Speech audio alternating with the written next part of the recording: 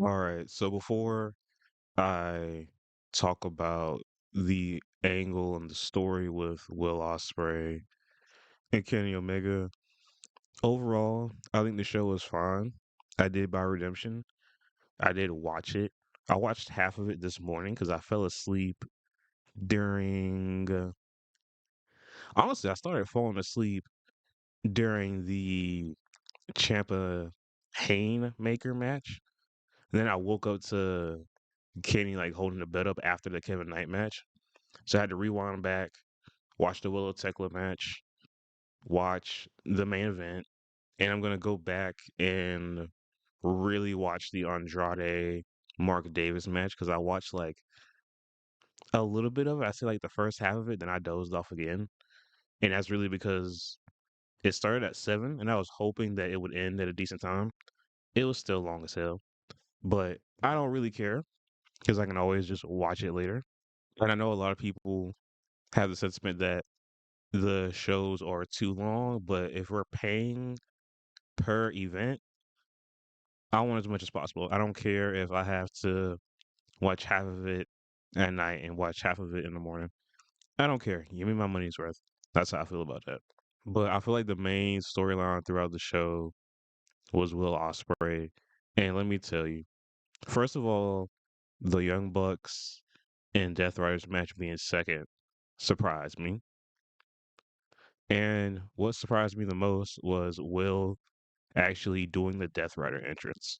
Now, in my mind, I thought that if we were to get to the point where Will comes out with Moxley and comes out with his music, he would have to be like fully engrossed in it. I don't know if I'll say full heel because the Death Riders are like tweeners, even though they do mostly heel stuff. Well, I'll say Mox is a tweener, and then everybody else is heels. I feel like, but when I tell you, I was geeking so hard during this entrance because they have the rolling up garage door. Moxley's there, all the rest of Death Riders to them. Him walking out, and then you just see the reflection of Will. I'm telling you, I geeked out so hard because I did not expect this.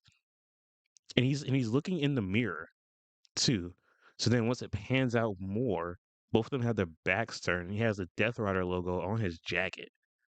I'm like, this is crazy. Like he's fully like he's ride or die at this point, right? He's got the logo on his back. He's not coming out to his own music. And this is why I was so convinced that he was like with all the shits basically because because why I would just say from like I don't know, just from a I don't from like a flow of the show standpoint, it would be very hard for me to make a decision to not have Will come out on his own, to not have him do his own entrance and have the crowd chant his name and all that, get that pop when his music hits. I did not think that I didn't think that they would do that. Not to say that I didn't want it, because I definitely wanted it, but I did not think it was going to happen so soon. Like it shocked me crazy. And I feel like you could tell from the pop when Will came out because Will walked out first. And it seemed like the pop was elevated more than just from whenever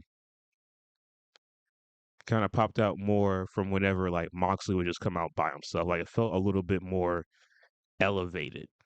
But yeah, I was freaking out over it. And the match was really good. Match was really good. There is one sequence that I saw on Twitter that I didn't notice watching the match where it's a sequence and I think is it Matt or is it I think it's Nick that hits a 450 on Mox. Then he rolls over. Then the Will hits a 450 on him. And I didn't realize this, but Nick immediately just gets up like right after taking it. Like he does not sell it one bit because he has to get up to do like the double super kick spot right after. Which I feel like it's fair to say like AEW does like some video game wrestling a little bit too much But I honestly did not notice that he got up immediately after getting hit with a 450. At that point, like, why not have him get hit with like any other move outside of a 450? Because that was a little egregious. But in the moment, I didn't realize it. But looking back on it, seeing people talk about it, it's a little crazy. Now, the big thing is that at the end of the match, near the end of the match, Will's not trying to Will's not trying to murder Nick. I think that's the right brother. He's not trying to murder Nick because they had a little headbutt spot, and it's very clear that he's dazed, like he's not fully there. And then when Nick is in the ring, Will's kind of like hesitant, and then he just starts like rattling shots off at his head, like super kicks, forearms, and all that. And then he doesn't do it. Somehow Mox ends up pushing the referee, ends up getting a chair and all that, and Will stops him. Will stops him from using the chair, and then that leads to Will getting super kicked in the face with the chair, and then them losing. Now that's one moment of Will doing the opposite of what Mox wants him to do. Then later on, at the end of the main event, Death Riders come out. They're assaulting Will. They're about to kill this man, right? And they also got to mention the backstage segment where Mox tells Will, "If you're not gonna pull the trigger, I will," which I thought was weird. I'm like, why are you doing this on his behalf? That is not really your battle. So after Kenny wins, all the Death Riders come out. They have his head in the chair, about to stomp on it. Obviously, Will comes in, tells him to chill out. And then he pushes, who does he push first? I think he pushes Claudio first, and then he eventually just gets everybody out the ring. Right, throws everybody out the ring. Mox comes in, talks to him, calms him down, takes the chair out of his hand, and then pulls out a plastic bag. Fucking crazy. Like he's like, all right, we won't use the chair, but like, how about we just like suffocate him and don't let him breathe? And then Will's thinking about it. Then he tears up the bag, hits Moxley, and then Kenny gets up. First thing Kenny sees is the bag, and he's just holding the bag, like, bro, like, why is this here? And this is with Kenny holding the bag, and then Will holding the title. Like Will's holding the title, waiting to give it to Kenny. He's telling Kenny, like, y'all, I wasn't gonna use it. I didn't use it, I didn't use it. Then they go to celebrate on the corner. Then Kenny grabs him, puts him in a one wing angle position, hits him with it. And at this point, it was like before this, Matt and Nick Jackson came out, and even both of them are looking at Kenny like, yo, like why did you do that? And then Kenny's just like talking about the bag. So then they pose, and then one of the brothers is kind of looking like, okay. And yeah, I don't know if I'd say that Kenny is heel. I don't know if we can say that quite yet. I just think he's very paranoid, right? And I think the story throughout all this is that Kenny's been trying to support Will. I don't know about support, but Kenny's like, all right, like, hey, you do your Death Rider thing. It's not going to change anything between us. But honestly, he's probably just been very paranoid about his closeness to the Death Riders. So then once he saw the bag was there, even though he didn't use it, that was probably just the final straw. And I saw some people I almost muted my mic. I saw some people on my timeline saying like, "Oh, I'm glad the Death Riders arc with Will is over." Da da da da. And I think that comes from a point of like not wanting him to be heel going into the world title match in his home country. But I don't think it's over. There's no way this is over. I can understand people not wanting him to have the crowd against him. I also don't think that, regardless of if he did turn fully heel, I don't think they're gonna boo him unless he comes out, unless he does like Death Rider entrance at Wembley. I don't think he's getting booed, to be honest. What I think is gonna happen is that Moxley is gonna whatever the segment happens on Dynamite. Moxley's gonna be like, "Hey, I told you that you needed to pull the trigger." And Mox also had a segment with Kenny. I don't know if it was last week or the week before, where he's like, "Some people are who they are, and they never change, what they try to, no matter what they try to do or what kind of image they try to put out. They are who they are." So I feel like Moxley is definitely, if it is gonna be anyway, it's probably gonna be Moxley. I don't know about any of the rest of them, but I definitely feel like Moxley is gonna be like, "Hey, Will, I told you this was gonna happen." And even in the show, he's like, "I don't want to be there when you learn this the hard way." And that's literally what happened. Because even though like he hit Mox, it wouldn't have been, it would not have been out of the question for him to tell everybody to go jump him. But he didn't. They all walked away. He's like yelling at Will, like, "What are you doing?" So now that's where I think it's gonna go. I'm pretty sure that Will is either this week or next week. Will is just gonna be like fully fully with the Death Riders. Because it's either that he's either gonna fully be aligned with Mox because everything he said has come true, or he's gonna try to still be like friendly with Kenny, and Kenny is gonna be the one that's gonna be like, "No, like we're not cool. I don't care. I don't trust you." And I feel like Kenny's paranoia, and with Mox being in Will's ear, is gonna have him turn savage. That's what I think is gonna happen. I don't think it's over. And another reason why I don't think it's over is because I don't think that you do.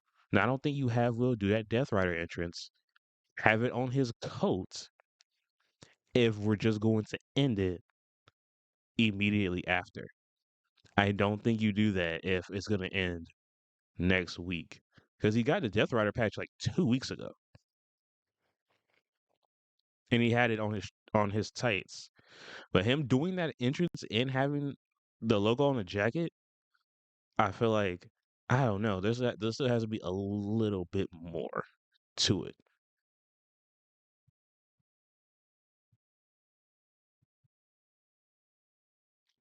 If anything, if anything, Will is going to lean more towards siding with Moxley because he feels betrayed by Kenny. Because Will, in two separate occasions in that show, did the quote unquote right thing, and then Kenny still did that. So Will is justified to be like, "Nah, man, fuck all that," because he literally chose the right option two different times, and nothing came out of it, or nothing good happened. Right? He didn't go after Nick. He didn't put Nick down. Then they lost the match, and then he didn't put the bag over Kenny, and then Kenny fucking hit him with the one wing angel. So Mox is definitely just gonna tell him like, "Hey, you see, you did all that good stuff, and look where it got you." So I don't know. I'm excited for Dynamite. I really want to see what's gonna happen. I really, really want to see what's gonna happen. For the rest of this show, I will say that I'd say midway through, I ain't gonna lie, I was not interested. I was not interested in the dogs match. I don't know what it was. I just was not interested. I fell asleep during the Painmaker Champa match. I don't know what match happened after that. Oh, the all right. I'm very glad that Maya World won the TBS title because I don't know what it is with Sheeta, but I don't know what it is. Because I see people saying that she's washed, and I don't know if it's that she's washed, but what she's doing just isn't really connecting. At least with me, it's not really connecting. Like, I don't know. Sometimes it seems like she just moves slow, and I feel like there's like a little bit too much gesturing to the crowd. I don't know, man. I would say the last two matches that I watched from her were okay. Because I honestly feel like during the Survival of the Fittest, she was not good. Even though she won, I feel like I didn't really enjoy that. And I honestly thought that Persephone was going to win the TBS title, but I don't think AEW will ever give a singles title to someone that also works in another company or primarily works with another company, regardless if they have a partnership. 'Cause I think the only person they've done it with is like Mystico, and that's like tag titles and like trios titles. And Mystico's injured now, but he's ROH tag team champions with Mascara Dorada. And then he was like he was a two-time trios champion. I feel like I'm slurring my words.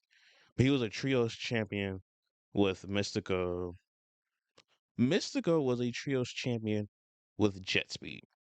So that's as far as it's gone. And it was also expected that Willow was going to win the women's world title. And it was a good match. It was a pretty good match. And then I thought the main event was good. I might have to rewatch it again because I watched it at like 4 in the morning. But I don't know if it was to the main event level as other pay-per-views. And they also need to give Kevin his old music back. I don't think this was the time to debut new music. I think that was a very poor choice, to be honest. But yeah, that's it. There will be a Raw review probably be posted at midnight, probably, because this is gonna go up right before Raw. So yeah.